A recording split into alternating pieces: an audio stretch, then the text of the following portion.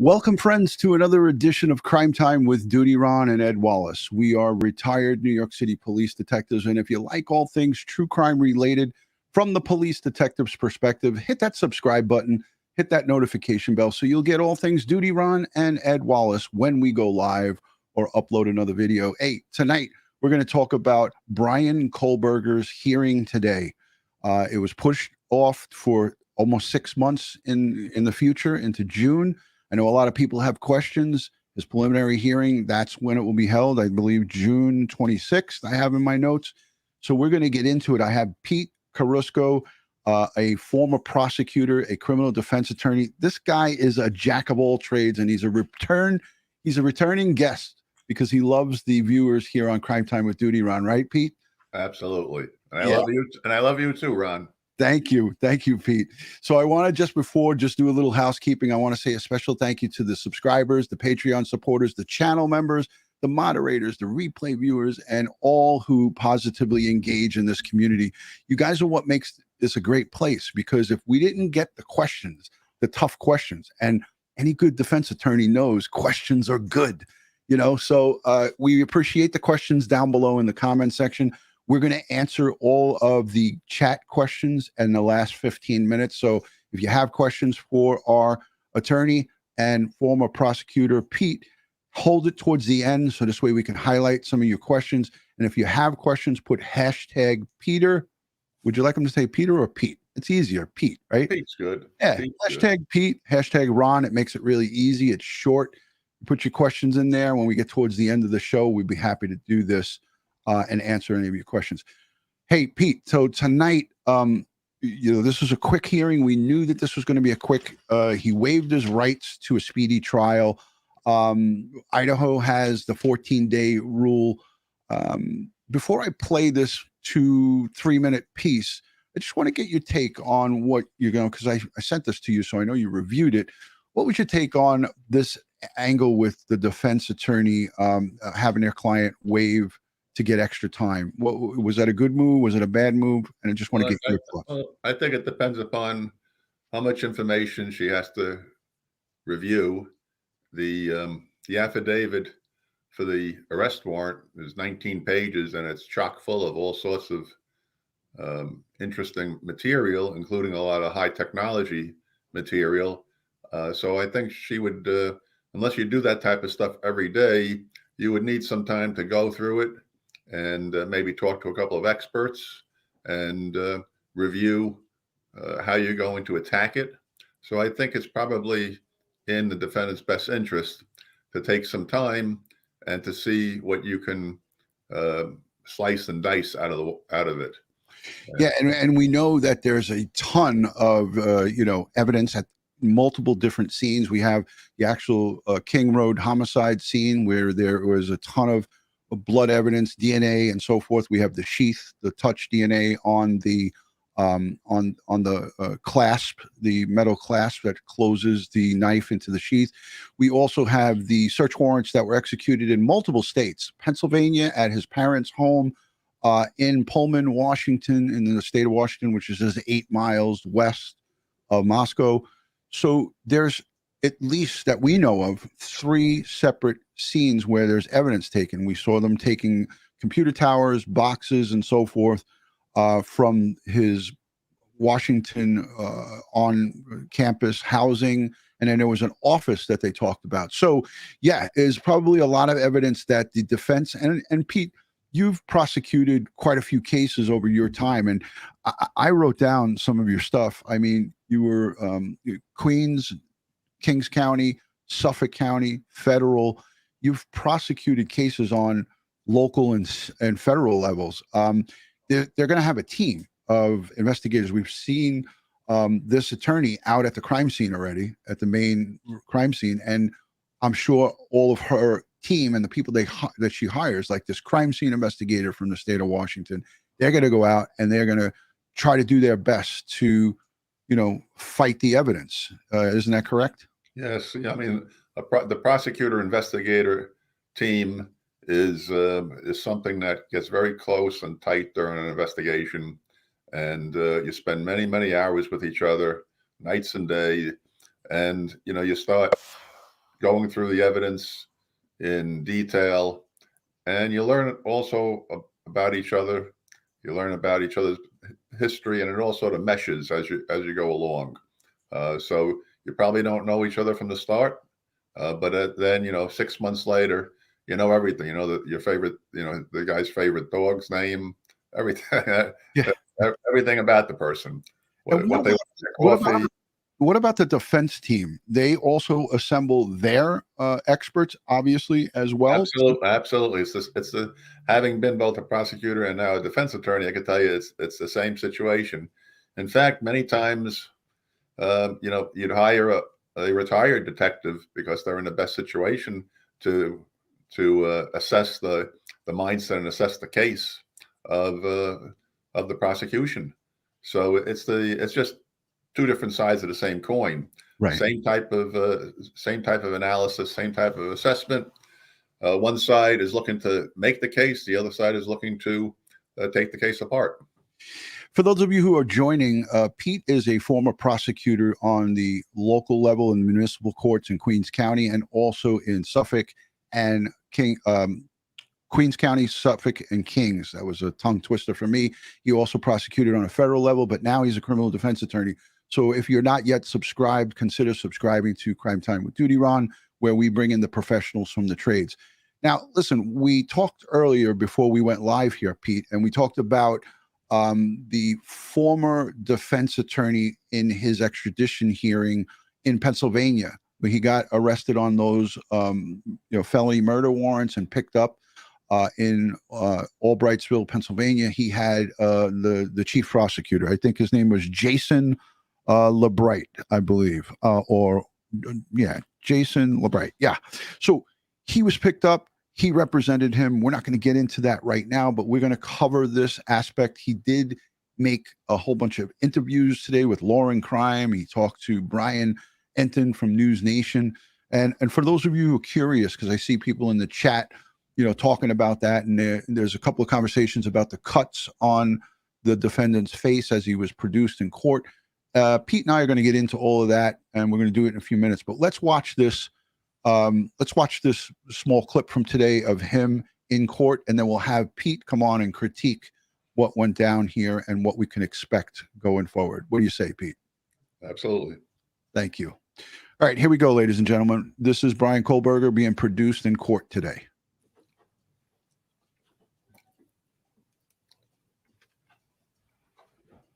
Pete, at any time you want me to stop it, just let me know. Sure. All right.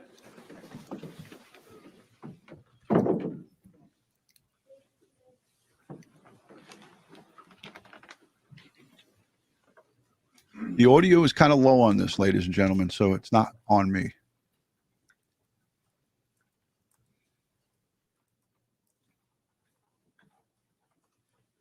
Right. Good morning. We are on the record. This is cause number CR 2922280. Mr. Kohberger is in custody. He is appearing here in court 222805. This is State of Idaho versus Bryan Kohberger. Mr. Kohberger is in custody. He is appearing here in court with his attorneys, Ms. Taylor, Mr. Logston, Mr. Thompson, Ms. Jennings appearing on behalf of the state. This is the time set in the matter for the preliminary hearing status conference. So I am going to inquire of counsel. Ms. Taylor, what's the status at this time? Thank you, Your Honor. We are going to ask the court to set preliminary hearing out into June. We would request the 3rd or 4th week of June and probably 4 or 5 days for preliminary hearing. Mr. Kohberger understands his right to a timely preliminary hearing, and he's willing to waive the timeliness to allow us time to obtain discovery in this case and be prepared. And Mr. Thompson, are you in agreement with that? The state has no objection to that, Your Honor. Ms. Taylor reached out to us by email yesterday with her proposal. On reflection, the state's calendar would be better in the month of July, but we will make the end of June work if that's the court's preference. And I haven't had a chance to talk to Ms. Taylor about that. I'm sorry, I know that's last minute. That's okay. The court's calendar is going to be better towards the end of June, early July. So would that work, Ms. Taylor, for your scheduling on your other matters? Your Honor, yes. If we take that 4th week in June, that's actually best. Okay.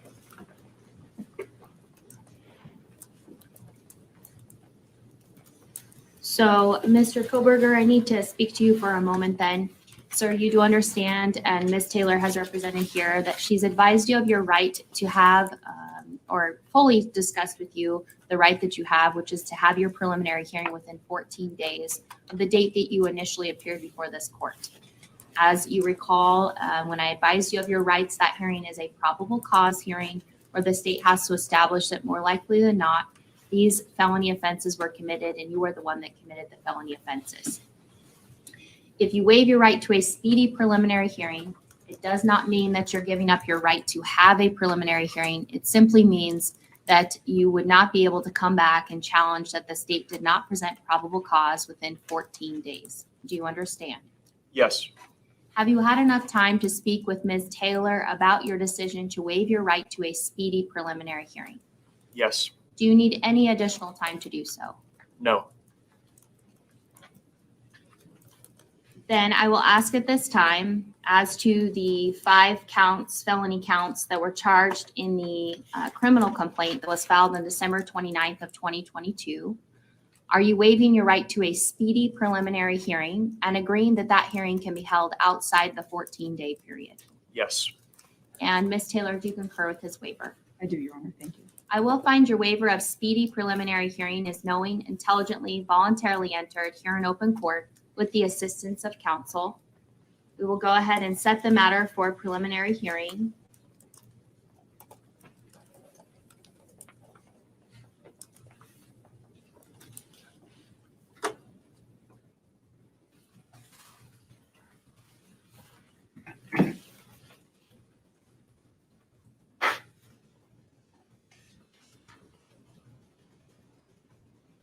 Beginning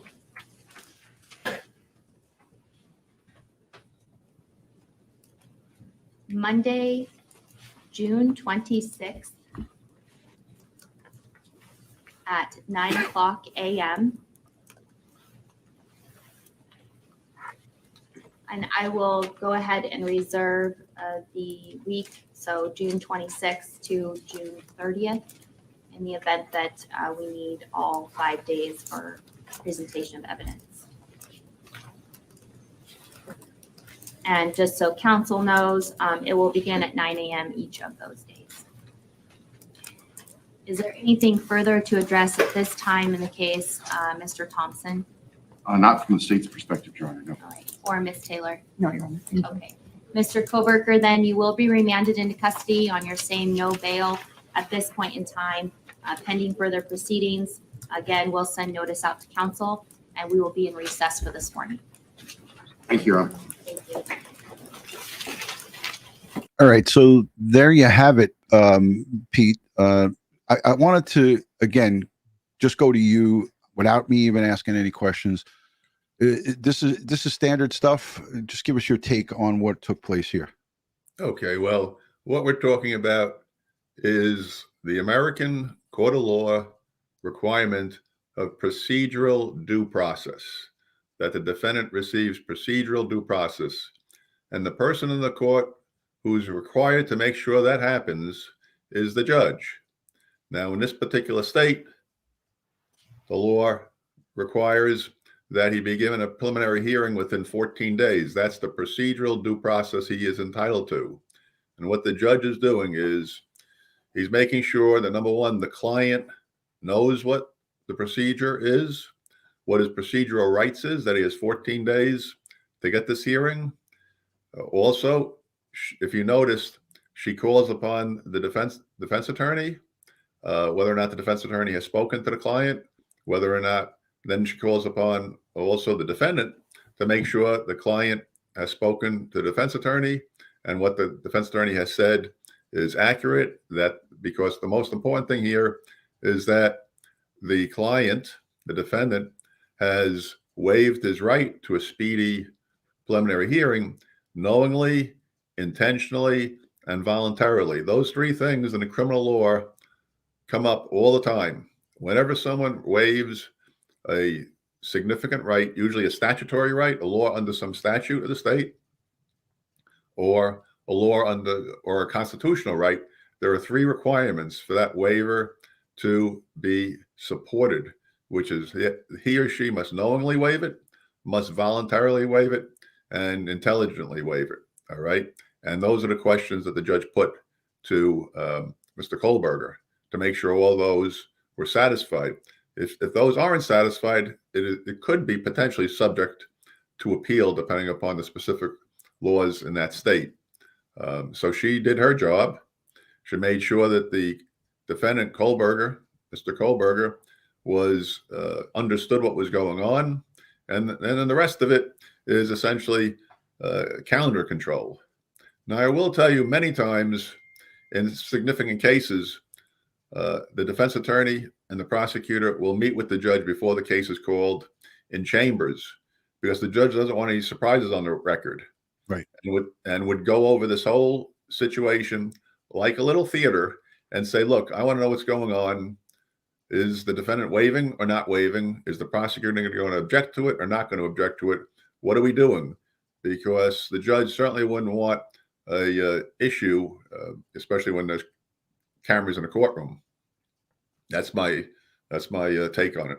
Right. And I think it's important for people to understand is that this is not only beneficial to the defense, but it's beneficial to the prosecution for exactly what you just stated there. They have ample amount of time to get themselves prepared.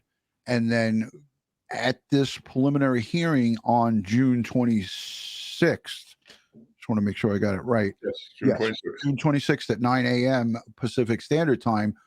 At that time, he now is, and I already know the answer to it, but at that time, what could we, now we have a long 5.5 month wait, but on June 26th, what do we expect to happen going forward in this process, Pete? Well, if it's as what was discussed, the prosecution has the burden to prove that there was probable cause that a crime occurred and that Mr. Kohberger is the right individual charged with that crime. Probable cause is essentially, underneath the law, reasonable cause to believe that a crime was committed and this person committed the crime. What does that mean, reasonable cause? Well, what it essentially means on the case law is that 51%, let's say, by 51%, it's more likely than not that a crime was committed and that this individual committed the crime. And therefore, probable cause would substantiate, if it's made out, that Mr. Kohberger should be charged as the proper person to be charged and should be held until trial, unless some other judge decides, or this judge decides, that bail would be reduced in some way. But at this point, Mr. Kohberger is remanded, meaning that there's no bail. He's essentially in until trial. And that's why, especially in this particular case, the preliminary hearing waiver is so important. Right. Yeah. And Pete, I wanted to ask you too, because everyone is asking this question all over the internet. In June, when this next phase starts, will more evidence come out to the general public? Because there's a gag order, right? So no conversations from the prosecution. No, prosecutors never really talk during a case like this, or any case. No communication from the defense out to the public. None of the investigators and anyone who is subpoenaed as witnesses for the defense or for the prosecution, they're included in that gag order. But in June, this long wait that we have till the summertime, will more information come out from the prosecutor? Absolutely. But understand that the status of the case is essentially frozen in time as far as the evidence is concerned.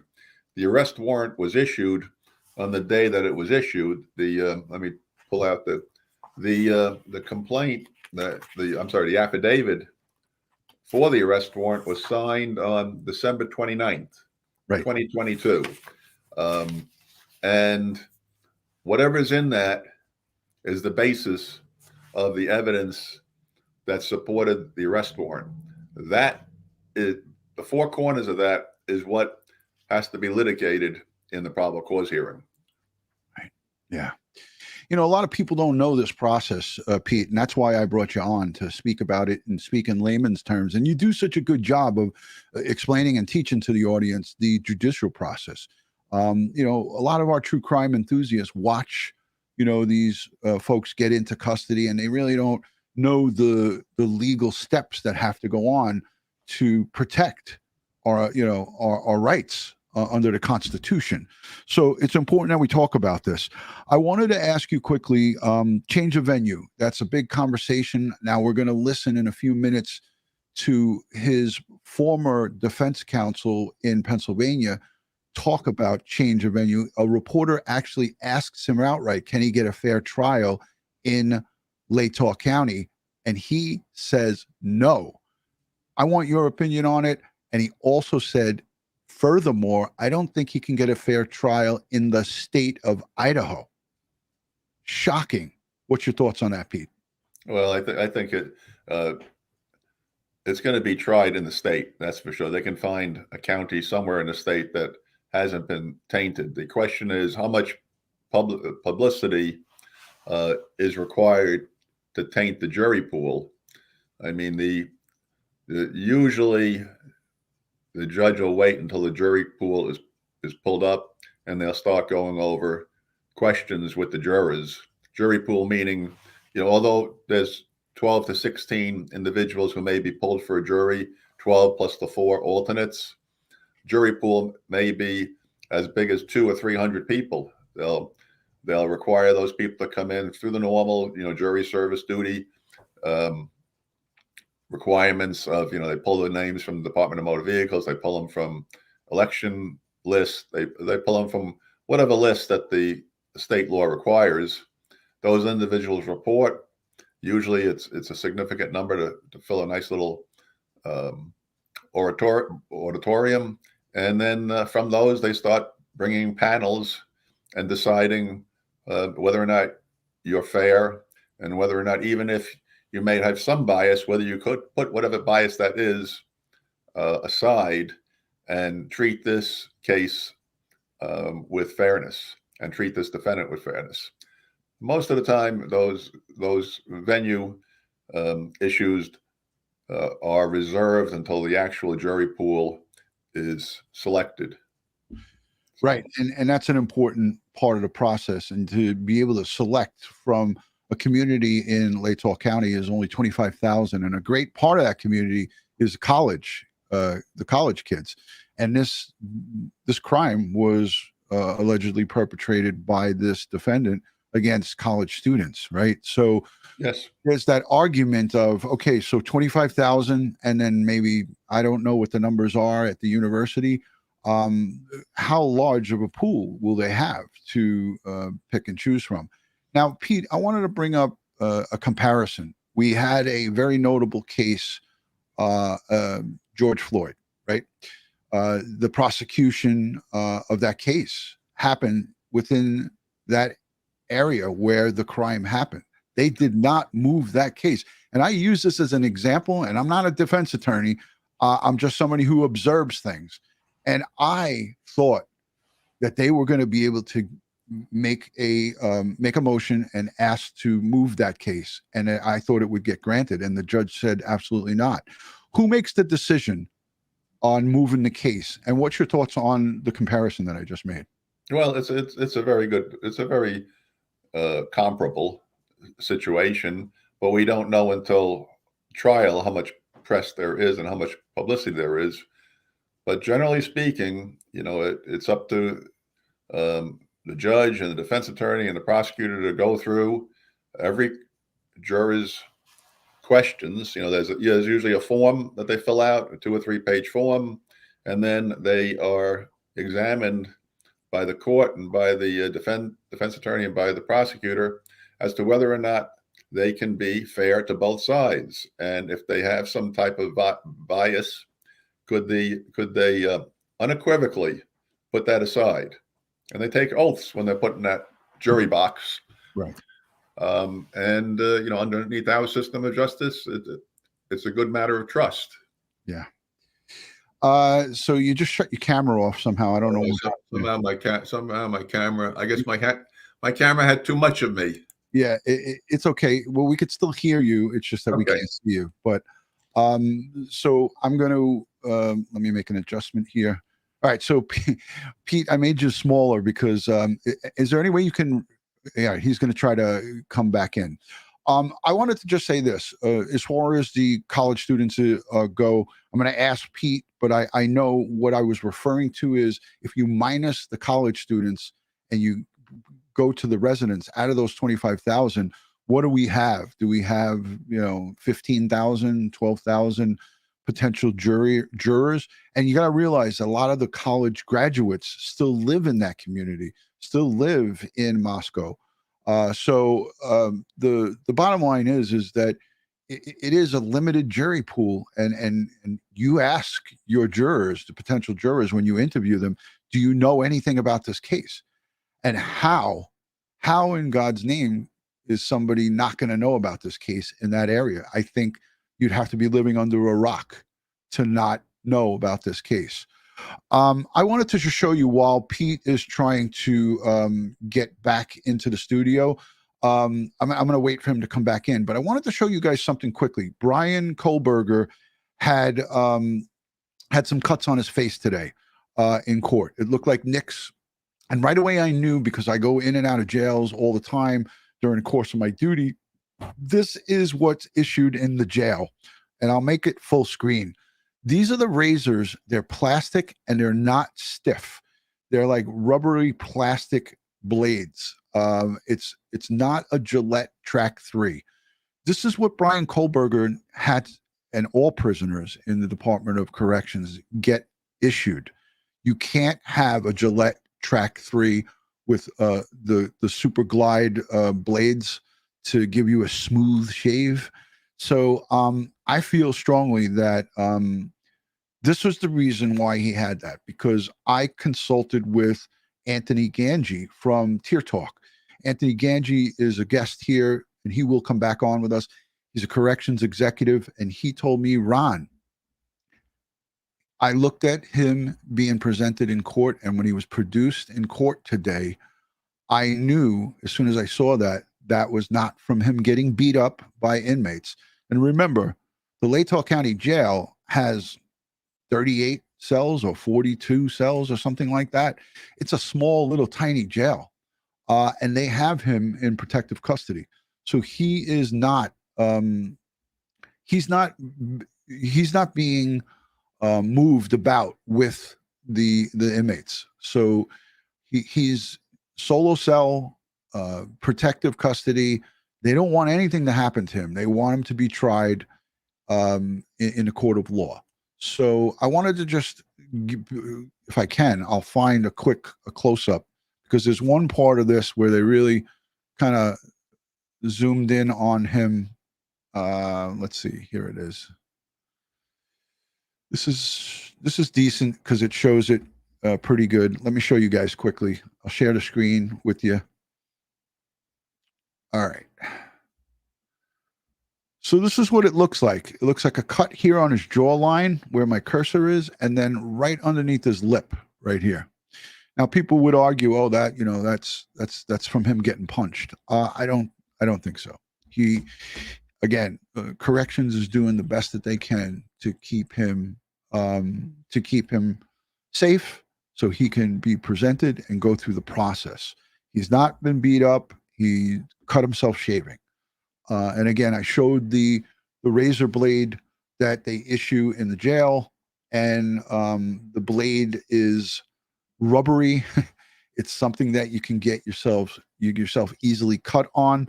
All right, while Pete's rebooting his system, I want to just go to the chat and say hello to everybody and say hi to Nikki Bella, Richella Pranzo's here, Lisa Slazy, thank you so much for being here.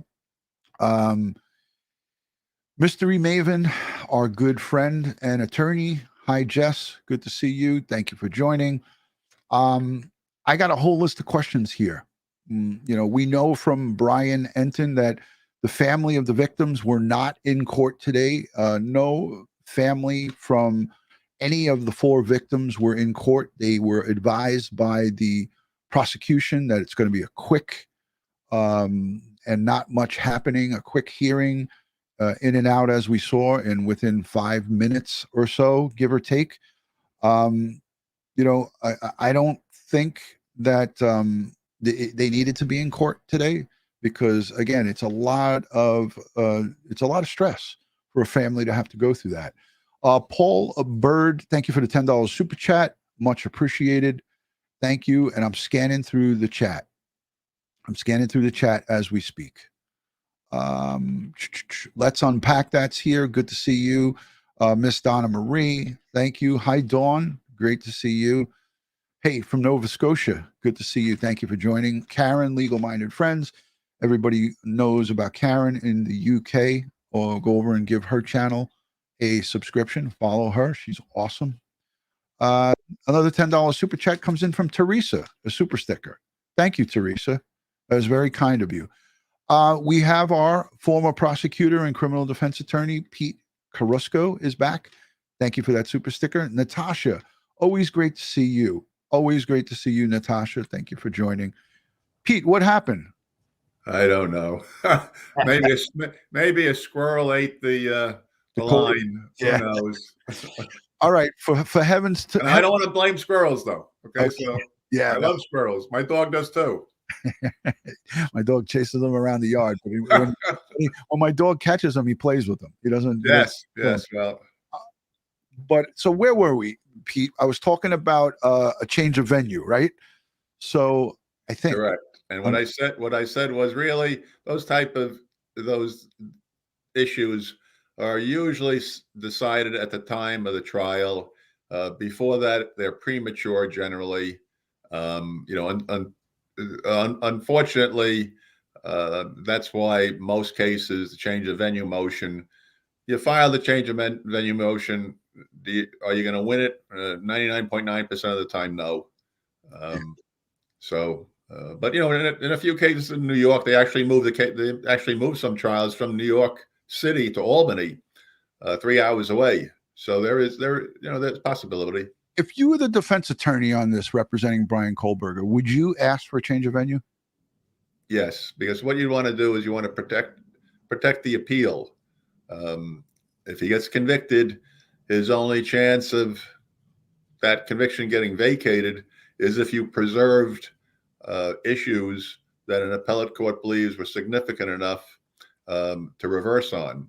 So right. as a defense attorney, you have to preserve every issue, and one of the duties is to seek an issue and protect it. Yeah, but again, the attorney's going to ask for that because it's in the best interest, as you said, for the client. But the judge, I believe, has the ultimate say in it, not the prosecutor, right? Absolutely. Right. And sometimes the judge can make the decision, and sometimes they're what they call interlocutory, and sometimes you can appeal from it. It all depends what the state law is, and an appellate court can render a decision on it immediately. Como say what? Locatory? I never heard that term. Yeah, what it essentially means is there are certain decisions which you can appeal, certain decisions that you can't appeal. If it falls into the cabinet that it's immediately appealable, then you go straight to the appellate court on the issue. If usually an interlocutory, which means it's essentially pending, you can't appeal from it, is one that you can't appeal from. Oh, so you'd have to check the state court's code to see whether this particular issue is something you can appeal from. Thank you for that explanation, because, when we talk in the legal mumbo jumbo terms, people get confused. So I didn't want anybody to get confused. Pete, well, I had to also learn police talk for many years. Yeah, it took me a while because it's the same situation. Yes, when you're sitting with police officers, and they're giving you the lingo, as they say, about the street terminology. You have to put that into an affidavit that now a judge can understand. Right. So I can do police street talk. I could also do attorney talk. It all depends upon what you require. I should start another podcast called Cop Talk, Cop Yeah. Talk. And all of my guests could be ex-judges and attorneys, Yes. Pete, I know this is a hard question, and it's probably something that could be very broad and take up some time. So if you could streamline it and maybe condense it. What would be some of your defense tactics or strategies in a case like this with a quadruple homicide, multiple evidence in multiple different locations?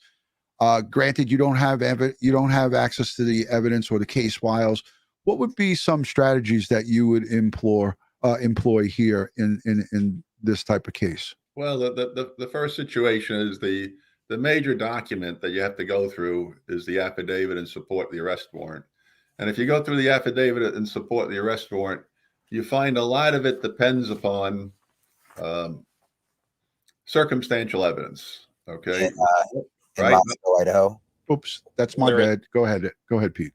Okay. So no one actually saw him there who can identify him 100%. They might have seen someone with brushy eyebrows or whatever, but you know, there was no lineup in the case because no one actually saw him. Right. So then it's all circumstantial. What happens is when you review the affidavit, they are putting they meaning the prosecution, the investigators, are linking him to the car, and then linking the car to the area of the crime, and linking the telephone to the area of the crime, and linking him to the telephone to the area of the crime. Okay. And then adding to that the DNA that was found. Okay. And that all, when put together, leads one to either a finding of probable cause or a finding of no probable cause. But if you notice within the affidavit, they go through certain traffic stops, like on 8/21/22, there was a traffic stop. There was another traffic stop on 10/24/22. Right. They go through the registration. They go through a license plate reader. Were all those things legal? Were all those stops? Was the use of the license plate reader legal? Right. So you can have an issue on all of those, and you could contest all of the things that support the finding of an arrest warrant. So that's how I would start, by going line by line through the affidavit and seeing what actually, and the other thing is, how much do they actually put in there? I mean, if you notice, they don't put the name of the FBI agent who was the expert in cell phone tracking and information. Right. So there's a lot in there for an attorney to, number one, understand and digest, to get an expert, a retired police officer or whatever who's done these type of cases, to help him or her to go through it line by line, and then you see what you have, and that could take quite some time. So I think the defense attorney realized that if she's going to take this thing apart piece by piece, she needs some time. Right. And that's the thing. Everything is going to be looked at that can be contested, and it will be contested, because what do you, as the defense perspective and point of view, what do you have to lose by forcing the state to prove everything that they did was legal and just? Right. It's your duty. It's your duty as a defense attorney. The duty. Hey, I want to just go to the chat quickly and say hello to Jennifer Nobles from Bakersfield, California, my great friend. A lot of great questions coming into the chat. And again, at the end of this, in another 15 or 20 minutes, just put the hashtag Pete or hashtag Ron in the chat, or DutyRon in the chat for your question. So put hashtag Pete and your question, hashtag DutyRon, or both. Pete, I asked you to condense that. And I know that there's a lot more that we could talk about. We could probably dedicate a whole nother show to this, but I want to also acknowledge the Facebook group that we're streaming live to, and all of the folks on Twitter. And we're also streaming, I believe, on LinkedIn. So YouTube, LinkedIn, Facebook, and Twitter. Thank you for joining this live interactive conversation. All right. Yes, Cindy is, she's in the area in Moscow, Idaho. She lives in Moscow. She says the taxpayers are paying for his defense. Any thoughts on that, Pete? I know that that's pretty much true, right? Well, that's absolutely true, because the defendant is entitled to, under the Sixth Amendment, to an attorney to defend him. So someone's got to pay for it, and that's taken out of the tax dollars. Yes, Absolutely. That's the situation. Pete, can you tell me where this line came from? If the glove don't fit, you must. Yes, absolutely. All right, let's move. We're moving into the 40-minute mark. Let's move to Brian Entin. He interviewed Bryan Kohberger. Oh, so many Bryans. Brian Entin interviewed Bryan Kohberger's attorney that represented him, Mr. Labar, Jason Labar from Pennsylvania. Quickly, I want to get your thoughts on the attorney who represented Kohberger when he was arrested on those arrest warrants in Pennsylvania. He represented him during the extradition hearing. He did not represent him on any criminal matters in Idaho. I want to be clear about that, right, Pete? He's now interviewing and speaking with News Nation and Law and Crime Network. Just in a short version, what's your thoughts on that? All right. Well, usually there's a lead attorney. Usually the attorney that takes over the case after the extradition becomes the lead attorney, and that attorney usually controls the dissemination of information.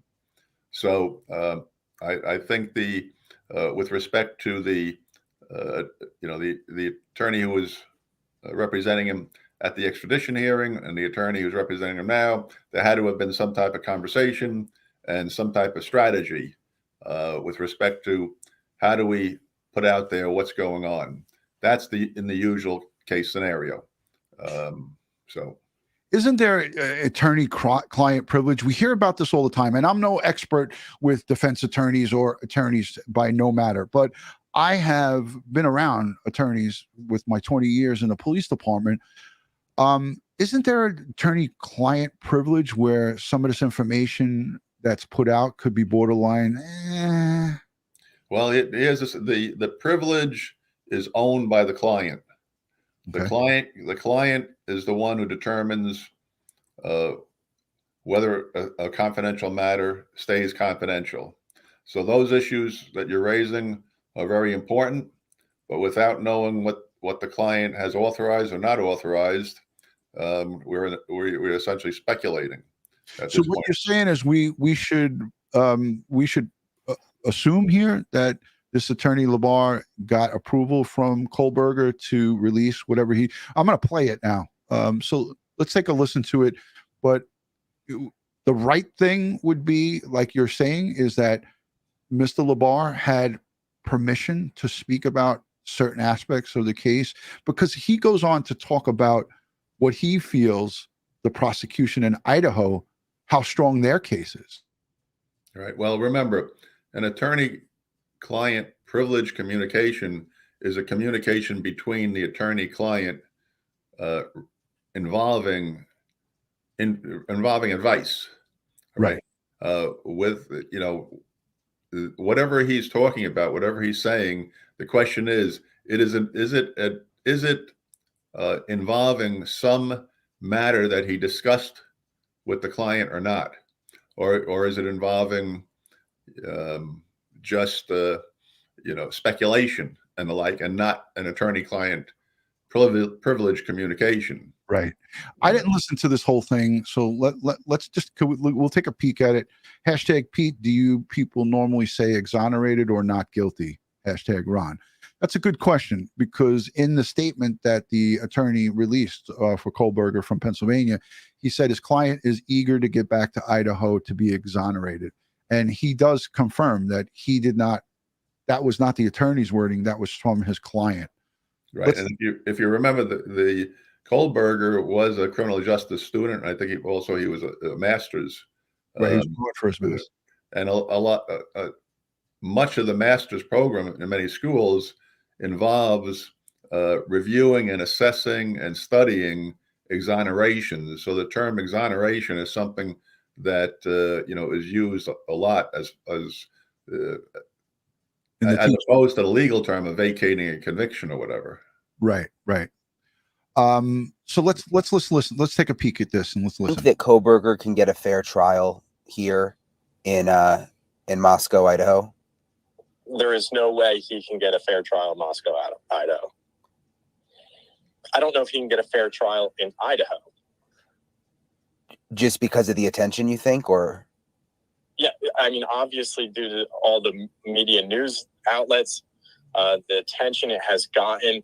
I mean, you're talking about an international case now, and really a social media is also an issue here. I mean, this is really one of the first cases. I mean, you had the Patino, I think Patino is correct. I'm Petito, yeah, Gabby Petito, yeah. yep. The Gabby Patino case, I mean, that had something like this, but I mean, my understanding about this case specific, I mean, this has blown up on social media to a point where most people ages of 18 to 25 have actually posted comments on it. So I'm not on social media. I don't believe in social media. People are too free to express their really views without repercussions, to say. And in this case, a lot of people have already expressed either guilt or innocence, and really neither helps either the prosecution or defense. Because, I mean, listen, at the end of things here, I want to make this very clear and important, and the family would really make this clear and important. Listen, there's 4 families suffering from loss, right? I mean, they will never get their loved ones back, and they want justice. Okay, but we want to make sure, everyone wants to make sure that the right guy is the one that they have at trial and the one who ultimately is convicted. Whether that ends up being Brian or not, I can't say. The evidence will ultimately come out at trial. But the important thing is that he's presumed innocent until proven otherwise. And just my last question, there's the hearing tomorrow morning, the status hearing, where they'll talk about the possibility of a preliminary hearing. It's my understanding the defense can waive that. Do you think there should be a preliminary hearing? I mean, if this was your case now, is that in his best interest? Well, I mean, my understanding is it is going to be a status hearing. I had watched the initial arraignment, and I know that his attorney Taylor had requested for a status hearing, but I believe the judge listed it for a preliminary hearing. So I was a little bit confused also, but I think it's been verified that it is just a status hearing tomorrow. And I absolutely anticipate there to be a very long preliminary hearing at some point, whether that happens tomorrow or in the future. I would anticipate a preliminary hearing based upon the affidavit of probable cause. Okay. And if I circle back just a little bit, the one thing that I didn't address was the shaky ID by DM in the affidavit of probable cause. I would, without doubt, say that is at best a shaky ID that any defense counsel is going to have a field day with on cross-examination. What do you mean by shaky ID? Well, first of all, it's not an ID of Bryan Kohberger. It's an ID of a person who has an athletic, non-muscular build, approximately 5'10" with bushy eyebrows, Right. wearing a mask. It's dark, obviously, likely. I'm assuming it's dark. We won't know until DM actually testifies. But really, when you think about it, that's the only direct evidence allegedly putting Brian at the scene, if it's Brian who's ID'd. So certainly, I can't say that it's a direct evidentiary link to Brian. And I certainly think once examination occurs with DM, there's going to be real issues with even using her testimony. Wow. Okay. Let me unmute you, Pete. What did you think of that? He's talking about this one surviving roommate that's listed on the probable cause affidavit, DM. Those are her initials, and she was the one who saw the black mask, surgical mask covering the nose and the mouth, and he walked past her, and she put his description out to the lead detective during interviews. There's a lot of people in the chat, in the chat thinking that this is off base for him to talk about this. But again, we circle back to what you said. If his client said it was okay for him to talk about it, he is not included in this gag order, obviously, otherwise he wouldn't be talking, right? He went into some details, but there's a Law and Crime Network piece too that he talks on, where he goes on for 10 minutes. I played a little bit of that for you before we went live. Well, look, a lot of it sounds like commentary. It doesn't sound like any divulging of a lawyer-client privilege communications. It sounds like commentary. It sounds like opinion and commentary, but without knowing what the client has authorized or not authorized. Here's the situation. Even if you're no longer the person's attorney, you have to protect all of the communications that were within the attorney-client privilege umbrella that the person had with you. Okay, so you can't cast any aspersions. You can't speculate, because we just don't have, we don't have all the answers here. And on the other hand, people raise their eyebrows and say, well, he's no longer the attorney now. Why is he talking about this? But I think that type of assessment is something for the lead attorney. If the lead attorney has agreed to it after consulting, if she's agreed to it after consulting with her client, you don't know.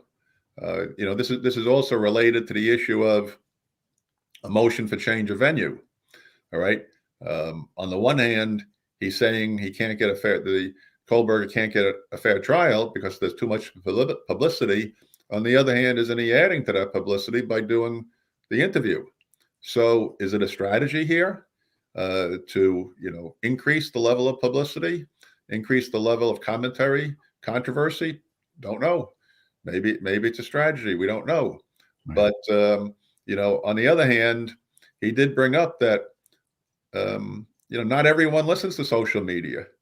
All right. All you need is, let's say, 16 or 20 people that can say that they can decide this man's fate fairly.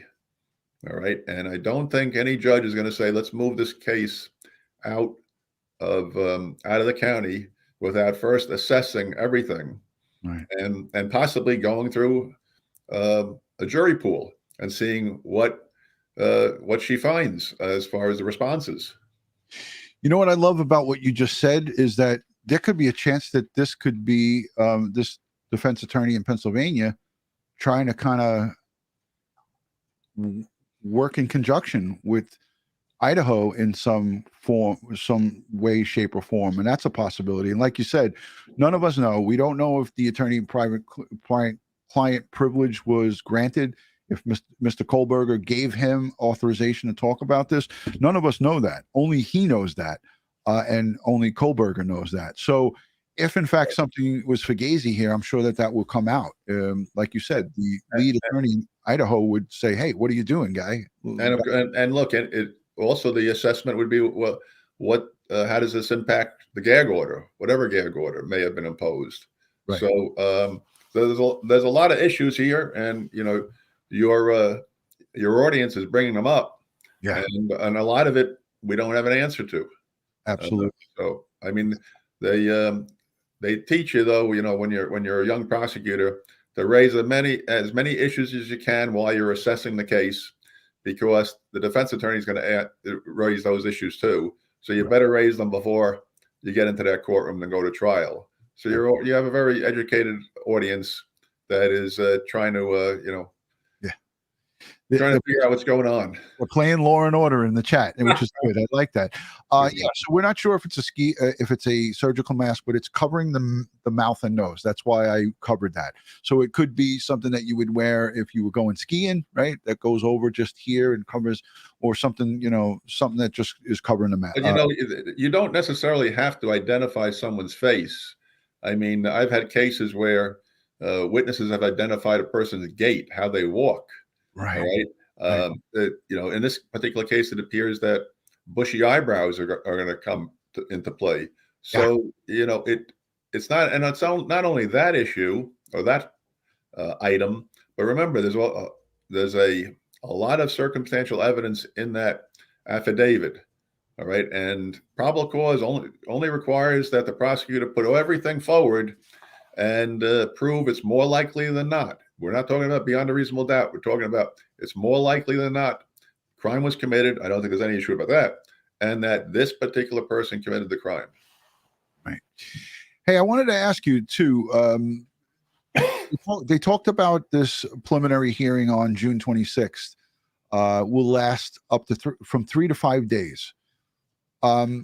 Could this be they're asking for those 3 to 5 days, and then the judge said at the end of that thing, if we need more time, if we need more days, we'll make accommodations to have more days. What do you think is why?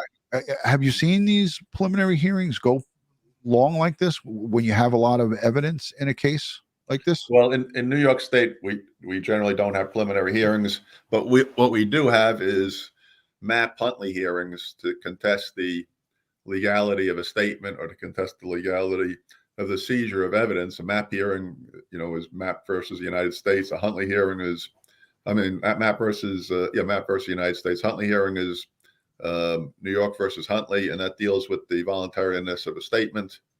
So although we don't have lengthy preliminary hearings, I have had a 11-day Mapp hearing contesting the validity of the seizure of evidence, Right. And I had to call multiple witnesses in that case. So it could be significant depending upon how many witnesses you have to call and the cross-examination. And in this particular case, you need to call witnesses involving video surveillance, right, and cell phone tracking and the like. Right. Hey, before I let you go, Pete, and if you need to grab some water, go grab it. So you're getting a little. Yeah, I'll be right back. Yep. So before I let Pete go, I'm going to ask him about the affirmative defense. We know that in Idaho, there's no insanity plea, right? There's no insanity defense. But we heard, through my searching around and so forth, Andrea Burkhart, she talked about this in lieu of an insanity defense. There's an affirmative defense. And I wanted to try to ask Pete about that, because in the state of Idaho, you can't claim the insanity defense is not applicable. You can't say I lost my mind and I killed these people. But she talked about an affirmative defense. So when I get Pete back on, I want to just make sure he's okay with the thumbs up. If he's all right, I'll put him back on. All right, good. So Pete, did you hear what I was talking about with the affirmative defense? Yes. The affirmative defense is a general term, meaning that the defendant has the burden to at least be the movement in showing that that something exists or something that was done was untoward. For instance, let's say in New York State, that if the defendant is claiming entrapment, all right, there has to be evidence put forth by him that of entrapment, and then the burden then switches back to the prosecution to show that there was some type of predisposition, that this defendant wasn't entrapped. In fact, there was evidence that he had done it before, or that he was not solicited. He in fact looked to do this crime. So an affirmative defense would be similar in that type of situation, something that the defendant has to put forward, and then once he meets that level of showing, the prosecution then has to rebut it. Okay. So yeah, that makes sense. So I'm going to link her channel down below. She had a whole show about this affirmative defense. That was pretty much the condensed version, but you put it together real well. Thank you, Pete. All right, I'm going to scan the chat now, and this is the time for you guys. And I want to just take a moment to ask you, if you can, while you're here right now, here and now, I'm asking you guys kindly and nicely, if you could go over and give this a thumbs up. It's really easy to do. It's free. Give this video a thumbs up. It helps with the algorithm. If you want to help out, subscribe to this community, follow us on all things social media, one word, DutyRon. I always appreciate when you guys give it a thumbs up. Leave a question down below for the great defense attorney. Thank you, Pete. Leave a question down below in the comment section. That is what's great about live interactive broadcasts, is that later on we can continue this conversation in the comment section. So we will be scanning the comment section. I will pick out any questions that come into the comment section, and I'll ask Pete them. He does charge $1,850 an hour. So I am limited to about 5 seconds with Pete. No, just kidding. Just kidding, guys. Thank you. Pete volunteers his time here. And this is something that I love about him, is that anytime I ask him to do this or to come on to educate you guys, he pretty much says, let's do this. Let's do it. Let me squeeze you into my busy schedule. And Pete always tries to make room for us. So I say thank you. I give thanks and praise to you, Pete, for volunteering your time. It's already an hour. Well, thank you for doing the show, and thank you for inviting me. So, yeah, it's my pleasure. I mean, it's my pleasure to have a great guy like you, because you put it out in layman's terms. So I want to look quickly to the chat and take 5 questions quickly. So this comes in from Low Key Hobbit. She says, Pete or Ron, is it the magistrate judge or district judge who approves or denies the change of venue? Thank you for that question. Okay, well, you use different terminology, but the judge who's assigned to this case right now, if she's the judge who's assigned to the trial, unless Idaho has specific procedures, usually who's ever assigned to the case determines whether or not it's going to go to trial.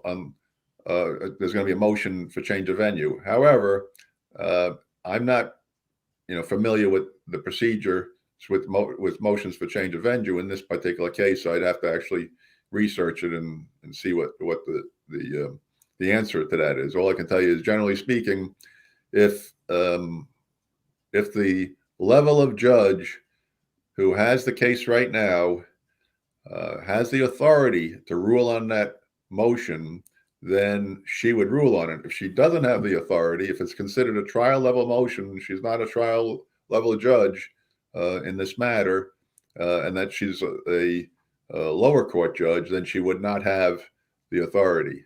So that's my answer. Right. Thank you, Pete. Here's another one from Holly. She's asked this. This is her 3rd time. So she's patiently awaiting an answer to this. So Holly, thank you for being patient. She says, someone please answer this thoughts. My 3rd time to ask this. Why not opt for a no jury trial and have the judge rule, since an unbiased jury seems impossible? And that's a good question. Pete, I'll let you take that. All right. Number one, I think we're speculating as far as an unbiased jury until we actually, are ready for trial and we see what happens with the jury pool. So I think, that statement is premature. It may be absolutely correct at some point, but it's premature. Number 2, the defendant has to waive intelligently, knowingly, voluntarily the right to a jury trial. And, the American Constitution, the American system of justice, is based upon the belief that to be tried by your peers, all right? And most people will opt for a jury trial, because remember, with a jury trial, all you have to do is convince one person that the proof is not sufficient, and there's not a guilty verdict at the end. With a judge trial, there's only one person ruling, so it's 1 out of 1 either way. Yeah, it's an excellent point right there. Colleen says, Pete, hashtag Pete, are there always 2 attorneys on a death penalty case, or is it just in death penalty cases they want to have criminal defense attorneys who specialize in this? Correct, Pete? Yes. In fact, when New York no longer has the death penalty, but when New York did, they had a special list of attorneys and a special office that handled death penalty cases. And generally speaking, they had 4 defense attorneys per case. Right. So, when you're dealing with the death penalty, it's what we call a heightened due process. Yeah. So you want to ensure that the defendant's rights are all protected. I just want to say I'm aware of it in the chat. And Lisa Marie Presley passed away. I saw this. I got the actual notification that came up. So we send our strength and prayers and positive vibes to that family. It's a terrible loss. 54 years old. That's young. So yeah, we're well aware of it, and we send out prayers. If you guys could put some prayer emojis in the chat, we appreciate it. Saren sends in a $10 super chat and said, "Would we be able to call in now?" No, we're at the end. We're gonna have Pete come back, and that's the difference. If I open this up to call-ins, we'll be here for another hour, and Pete's got to be in court tomorrow. So, thank you so much, Pete. And will you please promise to come back another time? Absolutely. Thank you, brother. There he goes, Pete. Thank you, Ron. Crusco, thank you for taking an hour out of your busy schedule. We greatly appreciate it. We'll talk to you soon. Ron. All right. Take care, DutyRon. Bye-bye. Bye. All right. So there he goes, Pete. He's got to be in court at 9 a.m. So it's a difficult thing for him to stay up real late. I wanted to share with you sidebar with Jesse and Jeanette Levy. They interviewed this attorney from Pennsylvania again, and I wanted to play that for you guys. But if you guys don't want to hear it, just let me know in the chat. I mean, because if all of you guys have seen this and heard this, then it makes it kind of redundant. But I thought I would play a little bit more of this. Don't worry, Pete is going to come back. Pete's going to come back, and he's going to answer all our questions. But I want to ask you guys to please put your comments down below in the comment section. Let me know what what your questions are. Beckfest sent in a $10 super chat. She said, "My question from last night was, would death penalty make jurors less likely to convict beyond a reasonable doubt as opposed to convicting on first-degree murder?" The jurors, let me read that again, that question. My question from last night was would the death penalty make jurors less likely to convict beyond a reasonable doubt as opposed to conviction on first-degree murder?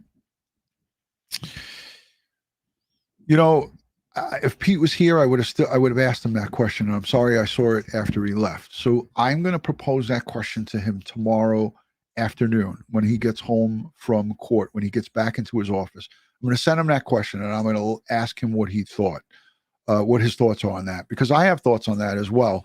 But he knows better because he was a former prosecutor and also he is now a criminal defense attorney. So let's play this. I'm not going to play it all, but let's play most of it. Period. Yes. Joining us to discuss what happened in that Latah County courtroom today is Jason Labar. He's the chief public defender for Monroe County, Pennsylvania. And actually, I'm going to say, I asked Pete every 6 ways to the sun about this. I still personally feel that this is towing the line. Like, this guy, to me, seems like an attention seeker. And that's just my personal opinion. You guys can have your own opinion on it. But if you ask me, I think that this guy says more than what he should be saying. But I asked Pete 6 ways to the sun, and he said, as long as he has approval from his client, which seems kind of odd to me, but I trust Pete. I still feel like what this guy does here, especially with her, with Anjanette Levy, is borderline like Fugazi. It's like where is it? It's a, oh, hell no. That's a, oh, hell no. So let's let this play. represented Bryan Kohberger for a very short time during his extradition hearing in Pennsylvania. Jason, welcome to Sidebar. Thanks for coming on. Good afternoon, and thank you for having me. Your thoughts on what happened today? Ann Taylor, the attorney representing Bryan Kohberger, asking for this 6-month delay in the preliminary hearing. I found it quite unusual. That would be something that would never happen here in Pennsylvania, given the time constraints of hearings. However, I'm sure Attorney Taylor had good reason to ask for the delay. Do you have any idea what her reasons could be? I can't think of what they would be, but obviously, you know, there's still investigation going on. We know the white Hyundai Elantra was seized from the home there in Pennsylvania, so they're probably searching that. We're talking test results, terabytes of information, social media accounts, phone records, you name it, they are probably going to get it. And will they get that, do you think, before the prelim? It seems like in the 5 months before the preliminary hearing, some of this discovery will be accessible. I know Attorney Taylor said that it was being continued for the discovery purpose. Obviously, the DNA can probably be back if there's any matches with unidentified blood DNA at the scene. But I don't know what it was actually continued for, but I have speculation. We bantered around the idea that perhaps it's to receive the search warrants. Those search warrants in Pennsylvania as well as Washington, although you could file a motion to receive those, by operation of law become available after 60 days. They become unsealed and are available. So that's a potential reason for the delay, as well as, like you said, terabytes of information from the cell phones from not only Brian's phone, but the 4 victims' phones could potentially be available and gone through by the time it rolls around for the preliminary hearing. And wouldn't she be entitled, though, as his defense attorney, even if those items are under seal, the search warrants and the affidavits, wouldn't she be entitled to those even if they were still sealed? I actually don't know the answer to that because it is Pennsylvania search warrants as well as Washington search warrants. Certainly, Idaho search warrants that were executed, she should be eligible to retain those before the preliminary hearing. I'm assuming that she'd also have those prior to the preliminary hearing from Pennsylvania and Washington, but I really don't know the answer to that, unfortunately. I want you to discuss with me the probable cause affidavit. You've read it like everyone else, the 19 pages. It discusses DNA evidence, cell phone pings, some type of Vans shoe print. We don't know if Bryan Kohberger owns a pair of Vans sneakers, but they found a shoe print consistent with that there. The eyewitness identification. Your thoughts as a defense attorney representing, many people accused of murder on what that probable cause affidavit alleged. I had an opportunity to obviously go through the affidavit of probable cause several times now. I looked it over carefully. It's a strong circumstantial case, but the evidence, when it's viewed individually, you can attack that evidence as a defense attorney. Now, again, we're just in the infancy of the case, so much of this evidence is actually going to come after the preliminary hearing time, although we don't know now with this 5-month delay what's going to be available.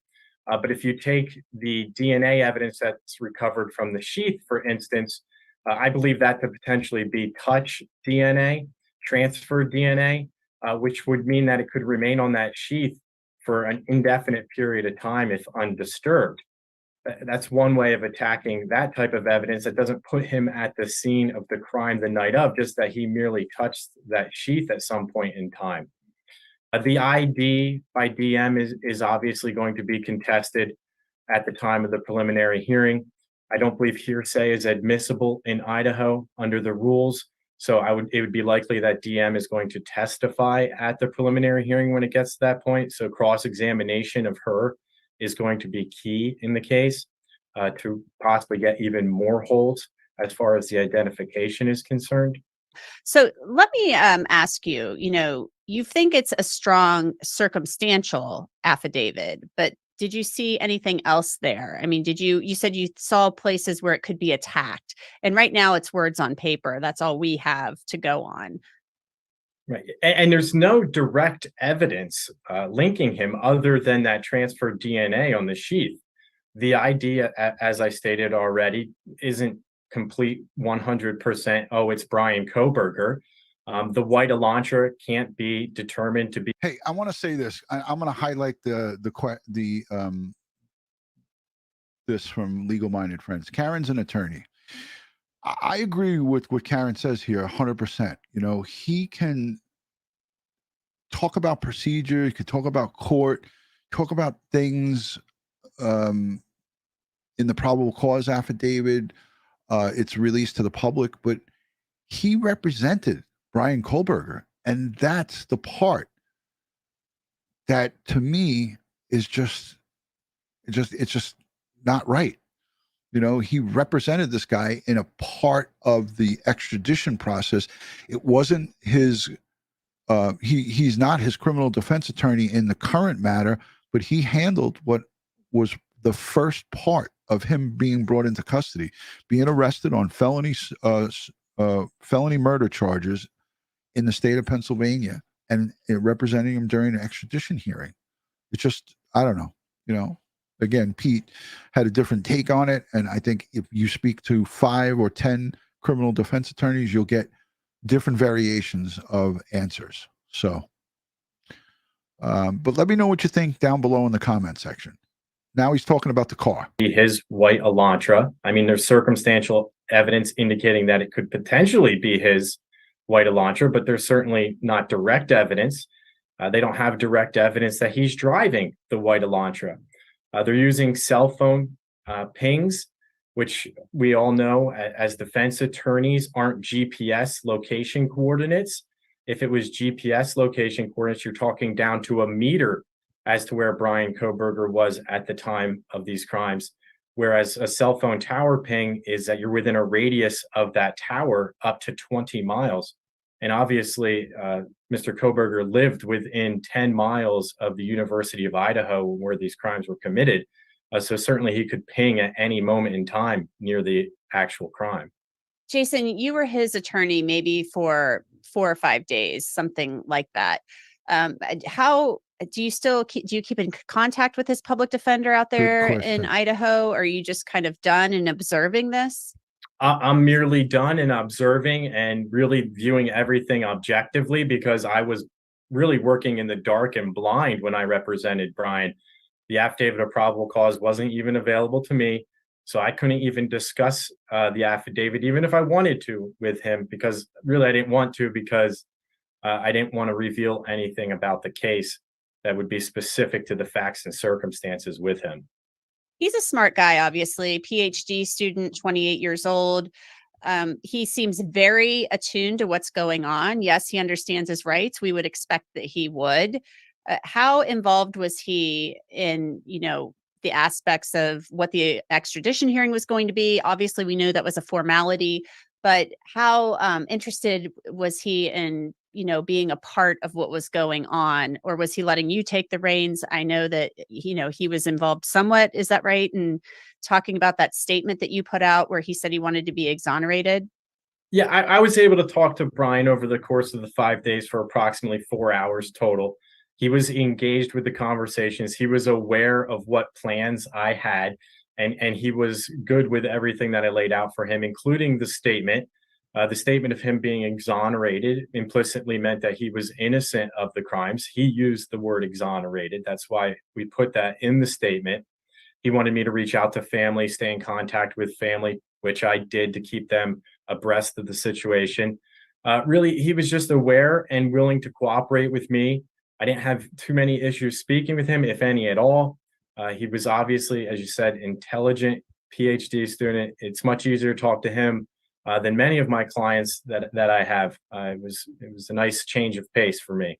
And your interactions with the parents, his family, what can you tell us about that? I mean, his family's distraught. They're shocked by the arrest.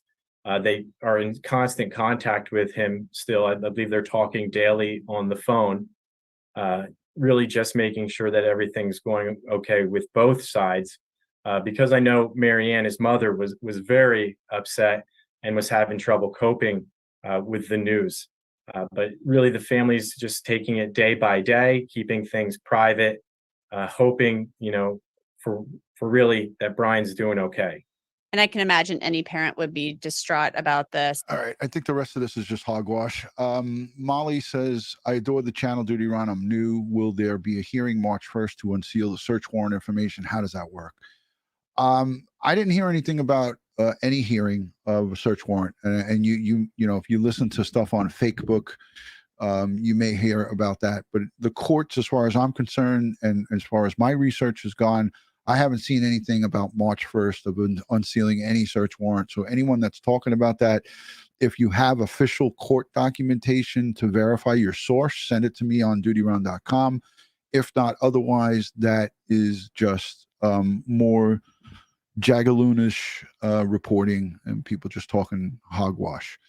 Anyways, I appreciate everyone being here. Yeah, it's a Oh, hell no.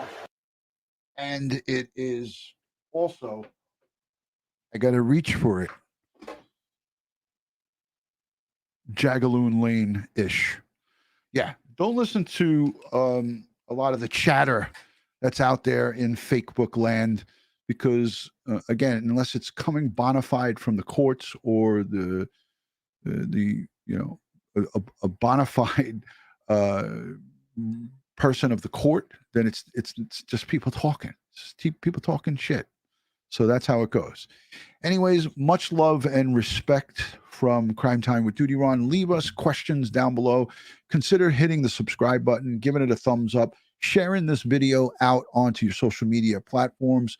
I appreciate each and every one of you watching. Follow us on all things social media. One word, DutyRon, Instagram, Facebook, Twitter, and TikTok. Thank you, 3 Dave. It was a pleasure having you in. You gave us a couple of good laughs in the beginning about if the glove doesn't fit, you must have quit. Thank you for that. And thank you to everyone for respectfully expressing your opinion, because respectfully expressing your opinion is good. But when you get disrespectful and you cross that line, then that's where it's no good. So I appreciate everybody being here and putting out your thoughts. I want to just end this by saying, God bless the world, God bless the United States of America, and God bless each and every one of us here in the chat. But especially these 4 victims' families. They need us now more than ever. Let's send them strength, prayers, and positive vibes. The community of Moscow, the community of the surrounding areas, even Pullman, Washington, they're all going through it. Everybody's affected, even over in Pennsylvania. It's a small community that's shaken up. So let's send them our prayers and thoughts, and let's get behind them and back them up. The law enforcement, the prosecutors, the defense attorneys, and everyone on this, let's send them all our support. Good night from New York City, and thank you for tuning in. Peace and love from Crime Time with DutyRon. Thank you, and good night.